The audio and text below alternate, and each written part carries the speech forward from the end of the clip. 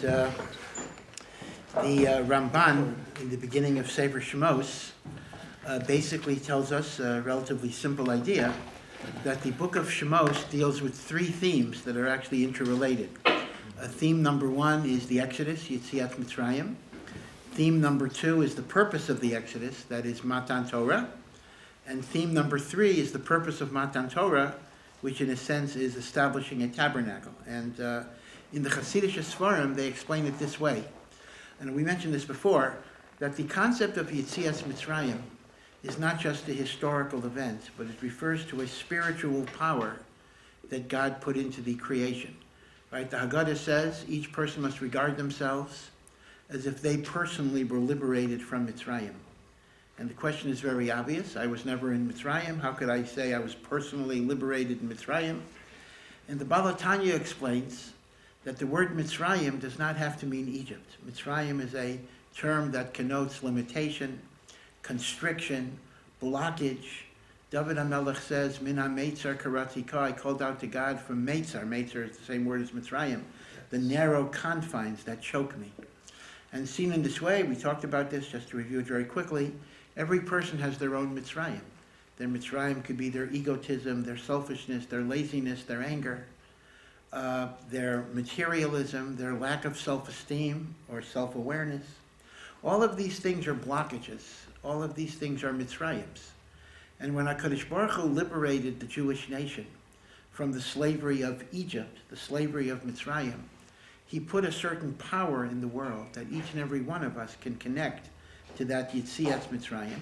And therefore we do experience the Exodus personally, not in the historical sense, we were all in Egypt, but in the spiritual sense, that each of us has a Mitzrayim from which we need to emerge.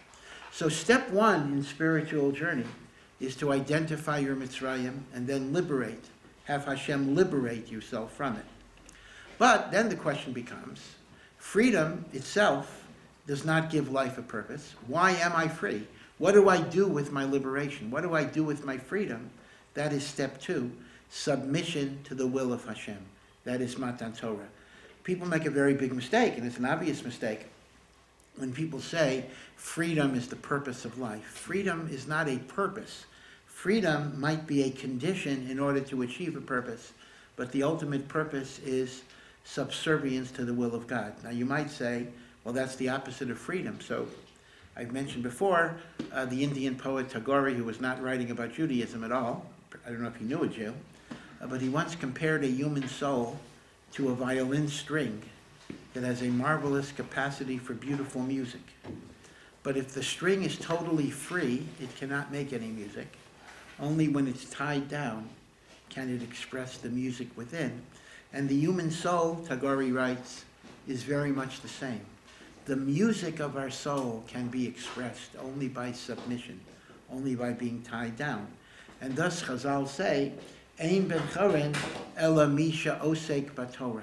The only person that is free is a person who learns and commits to the Torah. Now, at first glance, that's a strange expression. I understand if we would say the only person that is holy is the person who learns Torah, or the only person that is righteous is the person that learns Torah. But I wouldn't automatically associate freedom with that activity. I would say, well, a person's free if he can do whatever he wants. But not really, because without submission to Hashem, we are simply slaves of whatever moods and passions are driving us at that given moment of time. We have uncontrollable appetites, we have moods, we have emotions. We are really like a train wreck, basically. Whatever is grabbing us at that particular moment is what we do. The Torah gives the person a guide, how to control, how to be master of their lives, master of their fates. Not necessarily the external fate, but one's internal state. It is within my control. You know, when the Nazis attacked the city of Kelm, which was the home of a great, great Musar yeshiva, the altar of Yisrael Salanter's primary Talmud was the altar of Kelm. And the city was massacred, and these were great, great tzaddikim. And the central teaching of Kelm was the notion of self-control and calmness, no matter what is going on in your life. You just understand that whatever is happening is supposed to be happening at that moment, even if you don't understand why. And your job is to respond with dignity and self-respect and Kiddush Hashem. And there were very, very few survivors, but the very few survivors of that awful massacre, again, one of numerous massacres, obviously, that the Nazis did, remarked about the fact that all of these people of Kelm were in such control of themselves that they weren't crying, they weren't weeping, they weren't begging for mercy, which in any event never came, would never come. But they simply understood that their job right now, they lived for God's glory, and their job right now is to die for God's glory. And what was so staggering was that even the Nazis were overwhelmed by this. They didn't know what to make of this. Nobody was begging, nobody was crying, nobody was shrieking. And it's recorded that, like some of the Nazis said to each other, well, maybe, just maybe, we should let these people go. Maybe, in other words, even the devil got overwhelmed with a certain Kedusha that they saw. Of course, at the end, they overcame the moment of goodness that they might have had. But that's the point of being a free person. A free person is not a function of your external conditions. It is the freedom to choose how you respond to whatever deck of cards, so to speak, life deals to you. This, of course, is the thesis of Viktor Frankl in his book Man's Search for Meaning. And Frankl, of course, was not he was not an observant Jew. He didn't have the background, didn't have the knowledge. I was going to say he was not a religious Jew, but that's not a correct way of speaking. I believe he was very, very deeply religious and very, very deeply spiritual. He happened not to have the knowledge of Jewish rituals and Jewish mitzvot. But intuitively, he understood much of the ideas that the Torah teaches, in which he said that the very definition of freedom is how you choose to react to the situations that life gives you. We have no choice over what those situations are. We have the choice how to respond to them. And that is the dignity of human freedom, and that is what we mean. That's what Chazal mean when they say, only a person who submits to the will of God can be totally free to become what they're capable of becoming. So that's step one. Yetziat Mitzrayim is try to free yourself from all of those enslavers within. Step two, submit to the will of Hashem. That's Matan Torah. So what is step three? Step three is the ultimate purpose, to make a tabernacle for Hashem. The word is Mishkan. Chazal already point out that the Mishkan, the dwelling place of God's presence, is not really the building. The dwelling place of God's presence is our heart and our soul. V'yasu li mikdash, Hashem says, make for me a sanctuary. V'shachanti b'socham, so I will dwell in their midst. And the famous words, which are taken from the Sefer HaCharedim. Now it's a beautiful song, and now it's also the title of some very beautiful books on spiritual development in Judaism. Bilvavi Mishkan Evnech. In my heart, I will construct a dwelling place for the divine. Those of you that have learned Tanya, or those of you that are familiar with the Chabad, this is an expression that the Alter Rebbe uses that Chabad must use hundreds of times a day, like every other sentence. And that is, it was God's desire to make a dira b'tachtonim, a dwelling place for his presence in this lowly earth. That although Hashem in heaven has the angels and all of the great spiritual beings that are billions and trillions beyond us, but God's true love is to make his presence reside within us, within our hearts, within our souls. An old mashal that Hasidim used to use, it's earlier than the Balatanya, I think, is about a child who was once crying, and when someone asked him, a parent asked him, why are you crying? The child says, well, we're playing hide and go seek, whatever the Polish equivalent of hide and go seek was. We're playing hide and go seek, and I'm supposed to be the one that's hiding. So the parent asks, so why are you crying? Because I'm hiding and nobody's looking for me. And the mashal was that this is Hashem's crying as well. It's true that Hashem has concealed himself in this world, but it is such a tragedy that nobody's looking. And Hashem also cries, Kavyachol. Hashem cries over the fact that no one is dochesh es Elokim. No one is looking. This is what the Navi Yeshayahu says at the very end of the book. He says, I've made myself available to be found, and nobody is a dochesh. So in a sense, the book of Shemos is really, in an abstract way, it is really the plan of our life. It is the journey of our existence, in which we want to leave the Mitzrayim, leave the egotism, leave the selfishness, leave the resentments, leave the anger that enslaves us, that chains us down. Embrace the will of Hashem unconditionally, which is Naseh v'nishma. We will do even before we understand what it is. And then the ultimate payoff at the end is V'yasur li mikdash. We build for ourselves a sanctuary, not just a building. The building is a symbol. V'yasur li mikdash, we build for ourselves a mikdash of the heart, so that Hashem dwells in our heart and in our soul. You may remember from the Rosh Hashanah and Yom Kippur liturgy. Again, you only say it once or twice a year in the repetition of, so may not immediately come back to you. But there's there's a poem, and it's written in a few different versions. For Shachris, for Musaf, it's written in different ways, but it alternates. One stanza describes the glories of the angels, which are with God in Shemayim. It says, and you, God, are with this and that and that and that and that and that and that, but you desire your praises from us. And then it talks about how lowly we are, from the piece of dirt, from the driven leaf. And it compares the glory of the heaven with the lowliness of the earth and us. And each time it says Hashem prefers the lowliness of us, right? For Sisa, right? Okay. So that's one thing we think about when we read about the Mishkan. Now, of course, obviously there are many, many details that one should learn, because every detail is very, very significant. But it's also important generally that we don't allow the trees to obscure our view of the forest. That the overall forest is V'yasur li mikdash, we make a holy place, b'shachanti b'socham.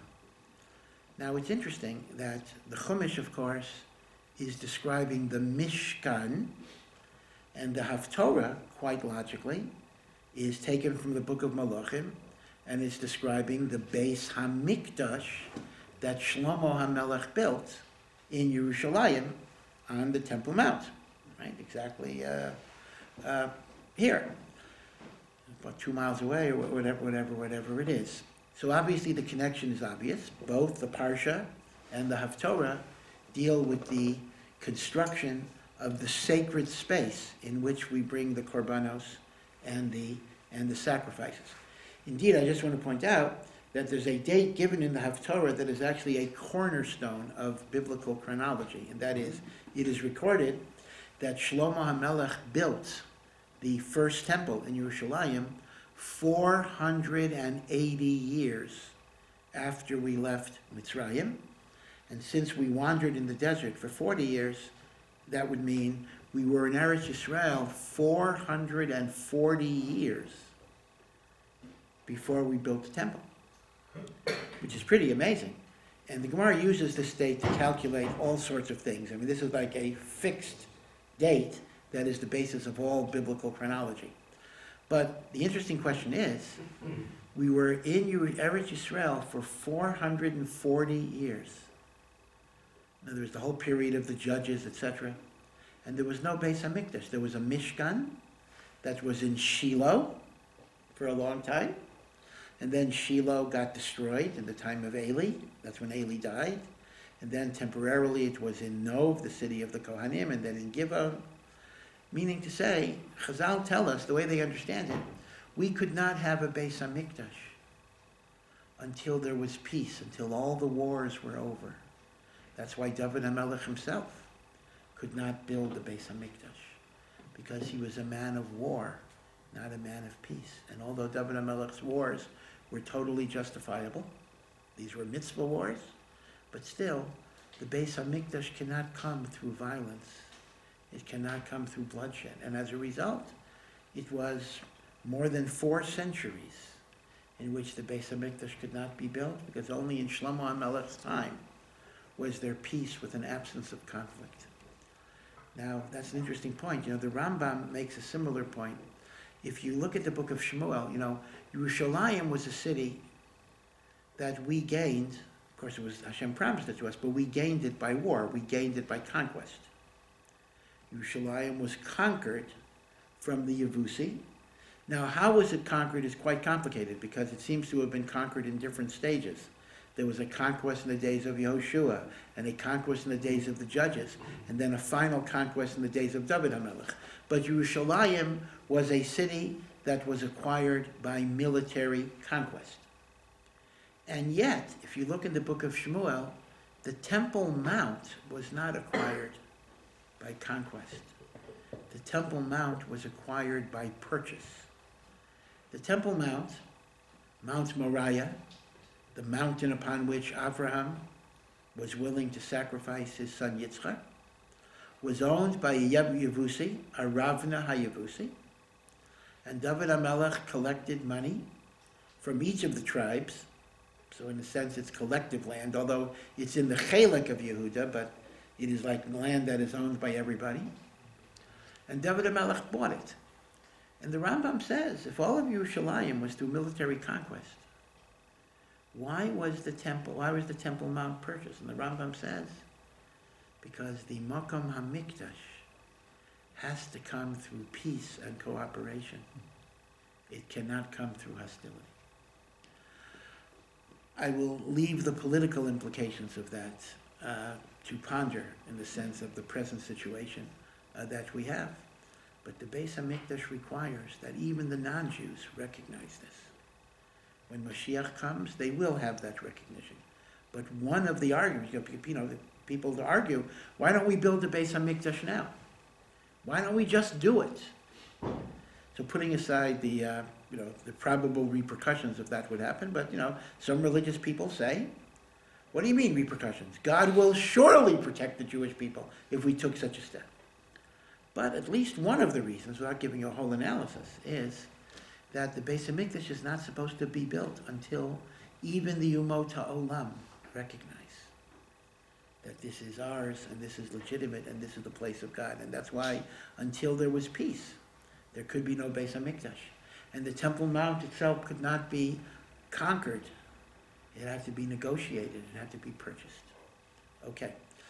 All right, so that's one thing. So the connection between the Parsha and Haftorah, very obvious. One is Mishkan, one is Mikdash. But if we think about the difference between Mishkan and Mikdash, we actually see 2 differences, which are really one difference, but 2 manifestations. One is the Mikdash is a single location. You can't move it. The Mikdash is where it is. The Mikdash is Har Moriah. The Mikdash is the Temple Mount. The Kodesh HaKodashim has to be exactly where it is. It is stationary. The Mishkan, on the other hand, moves from place to place to place to place. So the Mikdash represents a holiness that we would call stationary holiness, and the Mishkan represents a holiness that we would call portable holiness. The Mishkan represents the portability of Kedusha. Now the second difference, which is really almost a corollary, is that the Mikdash, of course, is only in Eretz Yisrael. The Mishkan, although there was a Mishkan the first hundreds of years in Eretz Yisrael too, but the Mishkan was primarily in Chutz La'aretz. Right, so the 2 differences are, Mikdash is fixed and stationary, Mishkan moves around. Number 2, Mikdash is Yerushalayim, Eretz Yisrael, Mishkan is Chutz La'aretz. And it's very, very surprising how much of the foundations of Judaism are a product of Chutz La'aretz.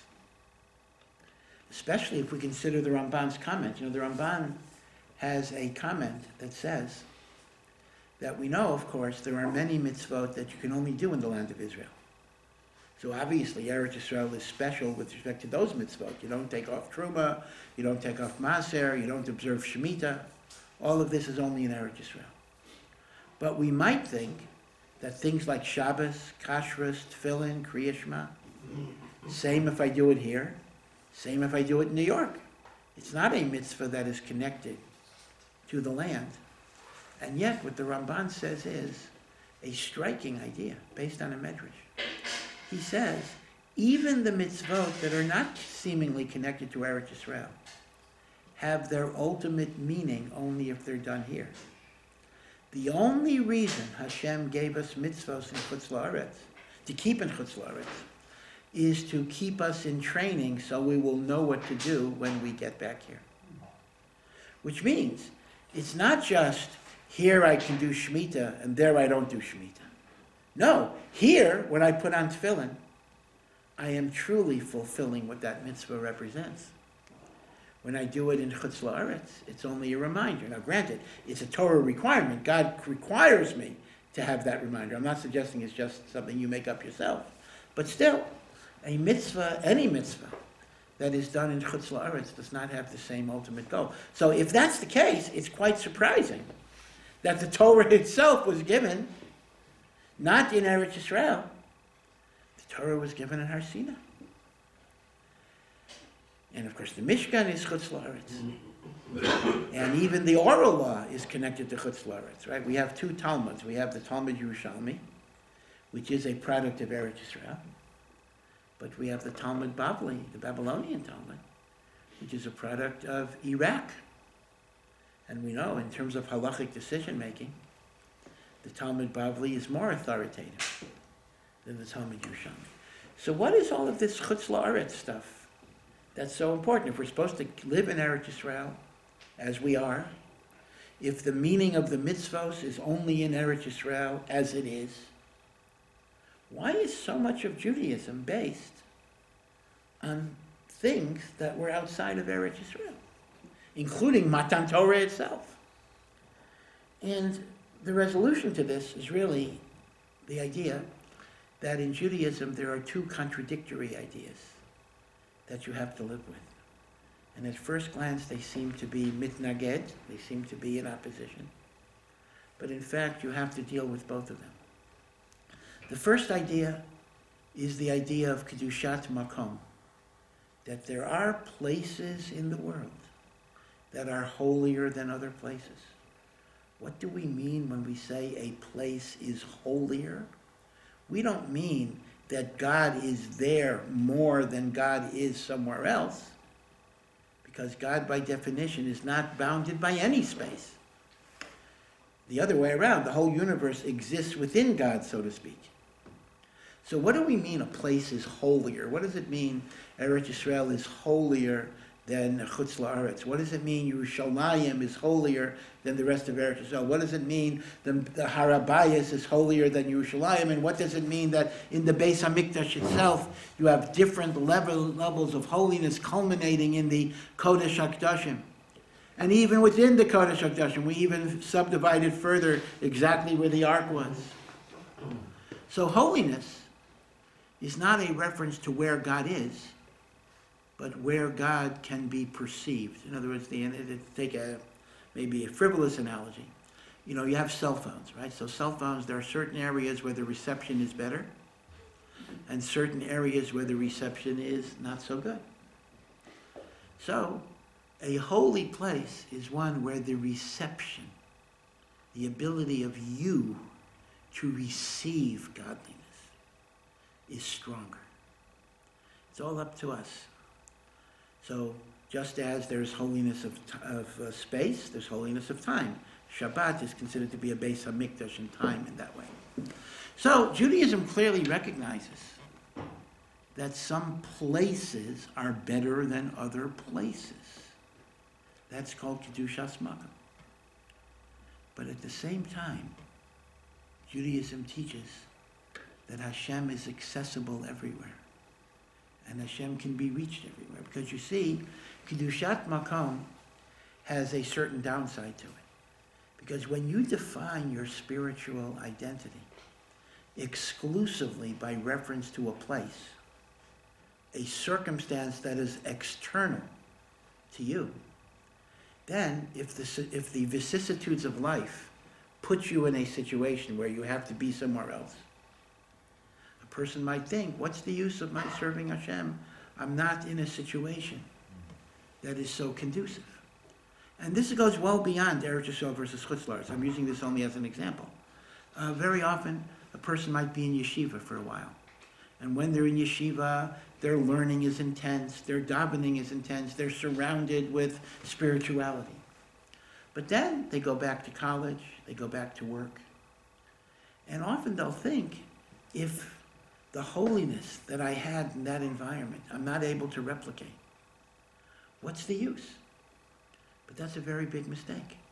The Chafetz Chaim said, when Moshe Rabbeinu was first inaugurated into prophecy, so he is standing by the burning bush, he's 80 years old, and he sees the bush that's burning and it doesn't get consumed, and he hears a voice that says, take off your shoes, remove your shoes from your feet, because the place where you are standing is holy ground. Now the Chafetz Chaim says, what place was that? And he said, Hashem is addressing each and every one of us.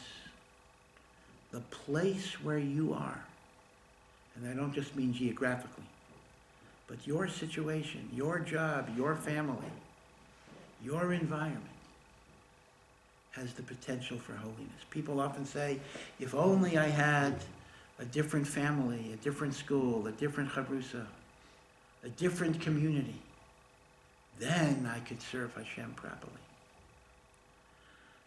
Hashem's message to Moshe Rabbeinu is, with your family, with your environment, with your situation, with your circumstances, the place where you are is holy. Now, obviously, if a person is in a toxic situation that they are able to extricate themselves from, so you change your environment. But if you're kind of stuck with what you have, then you have to recognize that this too can be your destiny. This too can be your challenge. This too can be the basis of your holiness. So, as a result, therefore, Judaism vacillates between two opposite poles. On one hand, there is the emphasis on Kedushat Makom, the Beis HaMikdash, Eretz Yisrael. This is where a Jew has to be. And at the same time, there's a parallel emphasis on the ability to transcend Makom, and that is Mikdash versus Mishkan. Mikdash represents the fixed connection to holy ground, and Mishkan represents the portability of Kedusha from place to place to place. And that is why in the history of transmission of Torah, it goes back and forth. The Mishnah is the product of Eretz Yisrael. The Babylonian Talmud is the product of the diaspora. The Rambam is the product of the diaspora. The Shulchan Aruch is the product of Eretz Yisrael. Because Hashem is showing us, on one hand, there's a special Kedusha to the land which we can never forget and have to be connected to. And at the same time, know that we are connected to Hashem everywhere. And when we're in Galut, Hashem is in Galut with us as well.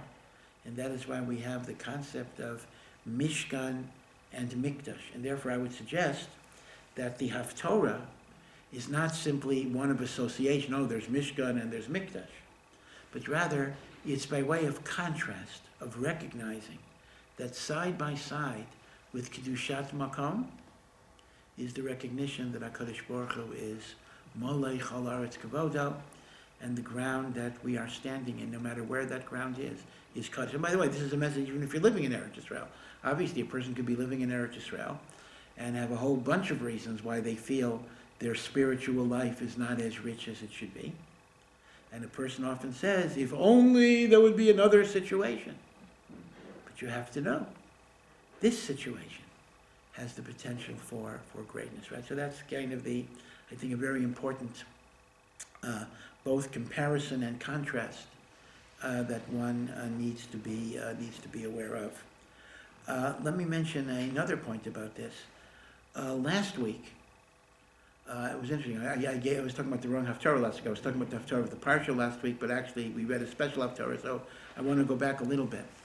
The Shabbos before Rosh Chodesh Adar, or when Rosh Chodesh Adar falls out on Shabbos, so we have a special maftir, a special Torah reading, that is called Parshat Shkolim. It deals with the mitzvah of Machzit HaShekel. And that's why we have a special Torah reading about the half shekel, and then we have a Haftorah that dealt with the collection of a half shekel during the later kings of the first Beis HaMikdash. Now, what is the mitzvah of the half shekel? The mitzvah of the half shekel, by the way, which was a lot more, it was way, way more than a half shekel today, nothing to do with the value. Half shekel would be around $50 in contemporary, American money. So, what is the half shekel? It was an annual tax that was levied on all males 20 and above, and this money was used to finance the acquisition of sacrifices in the Beis HaMikdash, because the korbanos of the Beis HaMikdash, I don't mean the private korbanos, but the korbanos that were brought every day, the korban tamid, the musaf on Shabbos, Rosh Chodesh, and Yom Tov, the incense, the oil for the menorah. This had to be public. You couldn't have, like the yeshivos have, the Parnes Hayom. You couldn't have some guy that says, the service in the temple today was dedicated by George Smith or something. Because the korbanos have to be owned and brought on behalf of the whole Jewish people. So it had to be publicly collected money. But more than that, and that is, there are accounting rules here. The fiscal year of the Beis HaMikdash and the Mishkan does not begin with Tishrei. It begins with Nisan. Nisan is the beginning of the years throughout the Torah. And starting from Nisan, Rosh Chodesh Nisan, all korbanos have to be purchased from publicly collected money that was specifically collected for that new year. So even if there was money in the temple treasury from last year that was not spent, even if there's a lot of money, because let's say the price of animals went down, that money could not be used after Rosh Chodesh Nisan. What did you do with that money? So if you learn the Mishnah, Masechah Shkolim, there actually are accounting rules. What do you do with surpluses? What do they say? In government offices, they say, use it or lose it. This is a problem that government agencies have. I know in the United States, probably in Israel too, that if they don't spend their budgetary allotment for that year, they're going to lose it next year, right? So the same thing here. And there are rules that were used for city improvements. They could repair potholes, different things. So it turns out, as soon as Rosh Chodesh Nisan comes, we have to have some immediately new collected money for the new korbanos. So although it's true that much of the population paid their shkolim in dribs and drabs over the whole year, and some were even late payments, they paid back taxes the next year, but there needed to be some immediate money. So as a result, they began collecting the half shekel in Adar, 1 month before. So by the time Nisan comes along, there is some new shekels in the temple treasury. This is what they did Bisman HaMikdash, and as a Zecher LaMikdash, to remember and commemorate what they did in the Beis HaMikdash, on the Shabbos before Rosh Chodesh Adar, we read about the mitzvah of Machzis HaShekel. The famous scene in the Christian Bible of Jesus going into the temple and chasing out the money changers. Really, the money changers get a very bad rap. The money changers in the temple, there were money changers in the temple, Shulchani. They had a very, very legitimate function, simply because pilgrims, Jewish people, came from all over the world. I mean, they didn't come from America, but they came from Babylonia, and they came from Persia, and from Greece, and from Rome. And not all of them had half shekel coins, so they came with their local currencies. And in the Beis HaMikdash, they had to convert those currencies into half shekels. Now, yes, I will admit that the money changers did charge the commission for it. So there was a little bit of profit, but that was their parnasa. This was a legitimate service. The same way there were animal merchants and oil merchants and wine merchants because people needed these things for korbanos. So there were money merchants who changed currencies into half shekels. So Yoshka was a little bit too aggressive there when he comes in and he overturns the tables. But that's exactly what is being described. It's describing the people who were involved in currency conversions for the Machzos HaShekel. Okay. Now, with the Machzos HaShekel, the Torah gives us one interesting commandment. And it says, Ha'asher lo yarbeh. Rich people cannot give more. Hadal lo yamit. Poor people cannot give less. And it's an interesting question. We can understand why poor people cannot give less, because there is a concept, everybody has a certain level of religious and civic responsibility, and this is the minimum. It's not too much, but everyone has to do this. But what's the concept? Rich people can't give more. I don't think any shul would have a policy like that. I mean, let's assume a shul has membership. Somebody says, can I give, twice as much? Can I give more? I don't think a shul would say no. Certainly the yeshivas I'm familiar with would certainly not say no. If somebody wants to give more than full tuition, we will take it. And yet the Torah insists not only do poor people have to meet a minimum standard, but rich people are not allowed to go above the minimum. The minimum is both a minimum and a maximum. And why should that be so? So one answer might be, I'll give you the simplest answer, and that is, the Machzos HaShekel was not only a revenue device for korbanot, but it was also a census device for counting a population, because according to halacha, you're not supposed to count heads directly. So the way we computed at least the population of people from 20 was we would count the number of half shekels, and that would give us a total. Now obviously, that's only going to work if everybody gives the same amount. If some people give more, some people give less, then you're not going to be able to figure out a population by counting the half shekels, because maybe one guy gave 1 shekel, 2 shekel, 3 shekel, whatever it would be. So that would be a good answer, but the reason why it's not a complete answer is that although it's true that there were some years that the half shekel was used in the census, that was not true every year. Many years it was just for the korbanot. In fact, we even have accounts, it's interesting, we have accounts from the Gaonim of convoys of wagons coming from Babylonia, bringing the equivalent of, in modern money, millions of dollars of silver to Yerushalayim. And of course, the tremendous fear was pirates and robbers, and it was like an armed truck. They had like armies of guards surrounding that money. They actually have descriptions like that. And the Mishnah itself already discusses what are the obligations if the money gets stolen. What if I sent my half shekel through this type of transport and it got stolen? Do I bear the risk of responsibility until the temple gets it? Or was I yotze by putting it on the convoy, right? There are all sorts of discussions. Generally speaking, you actually do bear the risk of loss. So I'm not sure if there were insurance companies that offered shekel insurance or the like, but generally speaking, until your shekel was received by the Beis HaMikdash, you were not off the hook. I imagine that's true for every taxpayer. I assume that's true for any taxes, right? If I mail my taxes either to the here or to the IRS and it gets lost in the mail, I assume I still have to pay, So it's a similar thing with the shekel of the Beis HaMikdash. So we're back to square one. If in fact the shekel was not always a census device, then why is the Torah so insistent that rich people can't give more? So there's a beautiful thought, again from the Sifrei Chasidus, in which they say the concept of rich and poor needs to be understood in many ways. Rich is not only in money, and poor is not only in lack of money. But rich can refer to the entire spectrum and diversity of talents and abilities that human beings have.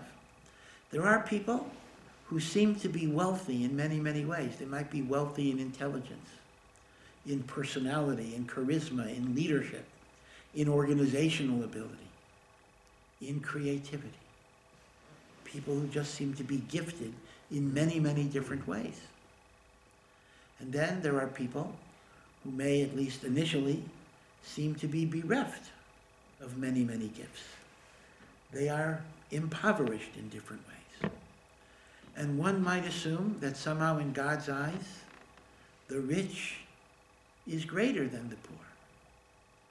But the lesson of Matricis Shekel is this: when it comes to the service of the Almighty, when it comes to connecting to God, when it comes to dignity, when it comes to access to Hashem, the rich and the poor stand before Hashem with equality.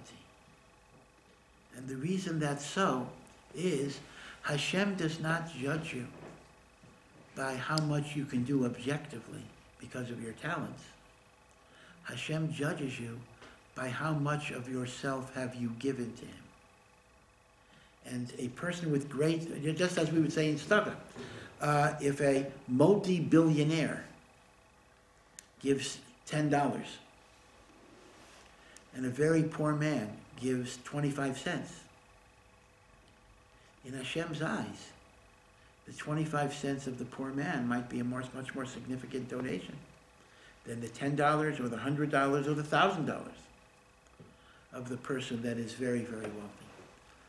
Because Hashem looks at how much of yourself you have given to him. And in that way, rich and poor stand before Hashem with equal opportunity to serve him.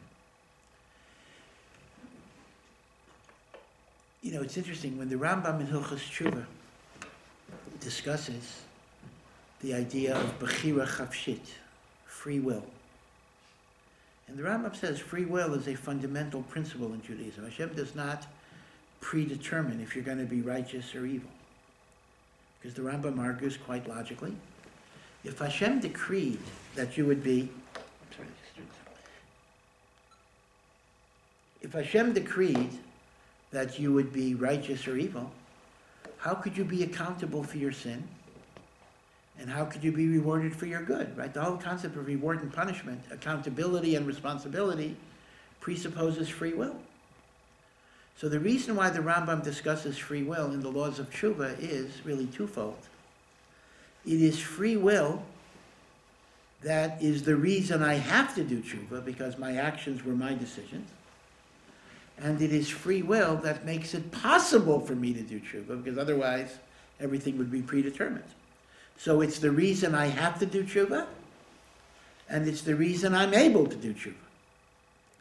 But be it as it may, when the Rambam brings in free will, the Rambam has a statement that at first glance sounds a bit hyperbolic. And that is, every person can be as righteous as Moshe Rabbeinu and as evil as Yeravam ben Nevat. Now, righteous as Moshe Rabbeinu, how could that be? Good, a person could be a tzaddik, but Moshe Rabbeinu, the Torah says there will never be a prophet as great as Moshe. The reason why we don't accept Christianity and Islam is because they claim that the revelation to Moses at Sinai was superseded by greater revelations. We say that's impossible. So how could we possibly state every single person can be as great a tzaddik as Moshe Rabbeinu?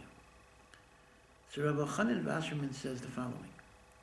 At the beginning of the book of Yoshua, the Torah says, Vayamas Moshe Eved Hashem. Moshe was the Eved of Hashem, the servant of God, and Moshe died. Why is Moshe called an Eved Hashem? The Radak, Rav David Kimchi, one of the greatest of the Meforshim on Nach, says that the appellation Eved Hashem is designed to bring us to the halacha, Ma shekana Eved chana rabba. What does that mean? Whatever an Eved owns belongs to his master. If an Eved finds a diamond ring, it belongs to the master. If an Eved finds $100, it belongs to the master. The Eved owns nothing himself. Everything the Eved owns belongs to the master. Moshe Rabbeinu was called Eved Hashem because every single talent he had, he gave to God's service. So, Rabbi Chanan Wasserman says the following. What does the Rambam mean when he says every person can be a tzaddik like Moshe Rabbeinu?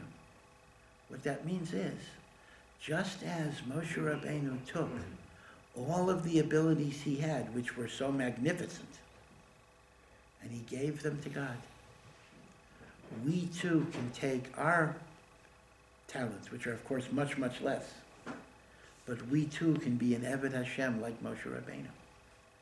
And that is what Hashem judges us on. Hashem does not judge us by the objective size of our talent. That was determined by him. We have nothing to do with that.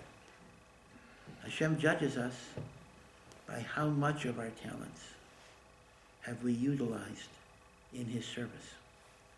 And in this connection, the Gemara has an interesting story about the son of Rabbi Yoshua ben Levi. And the son of Rabbi Yoshua ben Levi had what we might call a near-death experience today. He was in a coma, and when he was revived, he recounted an experience he had going up to Olam Haba, Gan Eden. And he was asked, what did he see in Gan Eden? And he said, I saw a topsy-turvy, upside-down world. Elyonim, the big shots in this world, were at the bottom, there. Tachtonim, and the people who were lowly and despised in this world, they were on top. And his father told him, my son, you did not see a topsy-turvy world. You saw a world of truth. You saw the world the way it really is. Now, the Mabit, Rav Moshe ben Yosef Trani, who was the Dayan of Tzfat in the time of Rav Yosef Karo, he was Rav Yosef Karo's collaborator. The Mabit says, what does it mean, Elyonim, big shots, and Tachtonim, and lowly people? It can't mean rich, powerful versus poor, because that's pshita. Why would you think, why is the boy so surprised? The boy is so surprised that the big and powerful were not important in the world to come. Why would there be a hava amina that money and power would mean anything? That's obvious. It doesn't mean that much. So here's what the Mabit says. What made the boy so surprised was Elyonim and Tachtonim meant people who seemed to have been superior in spiritual attainments were nevertheless inferior in Gan Eden. And the example he gives is, imagine you have a person who is so brilliant in learning that he's able to learn 100 dafim of Gemara a day. That's a phenomenal pace, an amazing pace. So, and then you have another person who struggles and struggles and struggles and can only do one daf a week. And let's imagine further that because the guy that can do 100 blot a day is so much superior to anybody else, that he decides to only do 50 blot a day, which is still a phenomenal amount. So he does 50 blot a day, and the other guy is struggling with 1 blot a week. So we look at these two people, and one person I say, what a Talmud Chacham, what a Lamdan, what a scholar, what an Eli. And I look at the other guy, and I say, well, he's trying, but he doesn't really amount to that much. In Gan Eden, it's going to be the opposite. Because that poor little guy who only did 1 daf a week, he worked as hard as he could. And the brilliant genius who did 50 blot a day only gave Hashem 50% of his koach. And that was surprising. that even the people who spiritually seem to be doing more are not necessarily going to be in a position of superiority. And that's what the Matricis of Shekel says, that the rich and the poor start off equal. And it all depends on how much of themselves they give to Hashem. You know, we like to say, both as parents and as teachers, we tell our kids, we tell our students, the only thing that matters is effort. But you know, in the world that we live in, it's not really totally true. You know, the teacher might tell the class, the only thing that matters is effort. But if Lamaisa, the kid who's not so bright, doesn't get the answers right, you know, they're going to get a worse grade. They're not going to get the A. The one that gets the right answers is going to get the A. In the employment market, it's certainly that way. The one who gets the job done. So in this world, it is true that you're not judged by effort. You're judged by results. But in Olam Haba, it is only the effort that matters. Right? The results are up to God. Maybe you'll be successful, maybe not. None of us have really any guarantee of our success. And therefore, this is the beautiful lesson of Matricis HaShekel, to understand that each person has equal dignity before God. And what makes a person great is not the abilities they were given, because that's not up to them, but what they do with those abilities. How much of their Cocodes do they give for the service of the Ribono Shel Olam? And the person that may have quantitatively and qualitatively less Cocodes, but gives those Cocodes to Hashem, is actually considered to be higher in esteem than a person that has more Cocodes and gives less of it to Hashem. Now, there's another lekach, there's another lesson in Matricis Shekel as well. So the lesson that I was developing primarily is the idea of equality of dignity. But there's also a lesson, again, a very famous thought, you probably have heard it before, that the Matricis Shekel is a fraction denomination. Why don't you give a whole shekel? Why is the Torah giving you a machzit? Why is the shiur a machzit hashekel, a half? And here there's an important lesson, that a half is by definition incomplete unless you join it to another half. It takes two halves to make a whole, and the Torah wanted to emphasize that each one of us as an individual is incomplete unless we connect to others. And that's a very, very important lesson. And really, it's a lesson in two directions. And you have to understand what this means. On one hand, it reminds me that no matter who I think I am incomplete unless I have the humility and the willingness to connect to others and learn from others. In that sense, it's an antidote, it's a corrective to arrogance. But you also need to understand, it is also a builder of self-esteem. Because the same way that the Matricis HaShekel communicates to me that I am incomplete unless I connect to others, it also reminds me that others are incomplete unless they connect to me. So it gives me a sense that I matter, I make a difference, I have a contribution, that they need me too. You see, it works in opposite directions. It teaches different people need different lessons. One person needs the lesson, don't think you're so great that you don't need others. And the other is, don't think you're so insignificant that others don't need you. You have a role to play. You know, when there was a space program years ago, so I remember that one of the astronauts was asked, what were his final thoughts right before liftoff? And he's sitting in this very tight space capsule on top of the rocket. And he said, well, I'm thinking to myself that this space capsule and this rocket has something like 100,000 or 200,000 different parts. And every single part was purchased from someone who bid the lowest price. You know, and that's a scary thing when I'm thinking, everything here was by the cheapest bidder to the contract.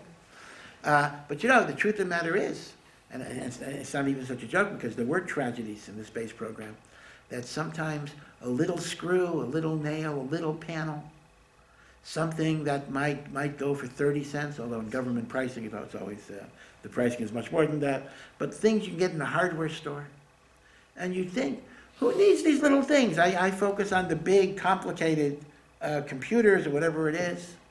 I'm supposed to pay attention to little screws, and yet without those little screws, the whole thing falls apart. So even if, our part in Hashem's plan may seem to be relatively small, it is absolutely essential and significant to the entirety of the enterprise. And Matricis Shekel reminds every Jew that you have a role, you have a destiny, you have a place, you have a purpose, you have a contribution. And God's plan in this world cannot be accomplished without your contribution. And therefore, the notion of Matricis is a tremendous double message. It reminds me that I need others, and it also reminds me that others need me, because I do have a purpose in this world. So in that sense, the Matricis Shekel is a great, great message for us. And of course, as we enter the month of Adar, Chazal say, Mishenichnas Adar marbim b'simcha. When the month of Adar comes in, we increase our joy. And part of why we increase our joy is connected to the Shekalim, when we recognize how important we are to Hashem's plan, how valued we are, how needed we are. And therefore, we should all endeavor to try to find what our mission is, find what our contribution is, and then give it back to HaKadosh Baruch Hu. And that will be the measure of the success of our lives. So thank you, and a good Chateau in a few days.